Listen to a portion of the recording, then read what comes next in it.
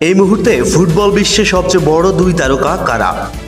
Lionel Messi ও Cristiano রোনালদোর নামও অবশ্যই আসবে প্রথমে, কিন্তু তাদের বয়স হয়েছে এখনও দুর্দান্ত চললেও 38 বছর বয়সী ও 40 বছর বয়সী দুই ফুটবলারকে এই তালিকা থেকে এখনও অবসরে পাঠানোর সময় হয়েছে।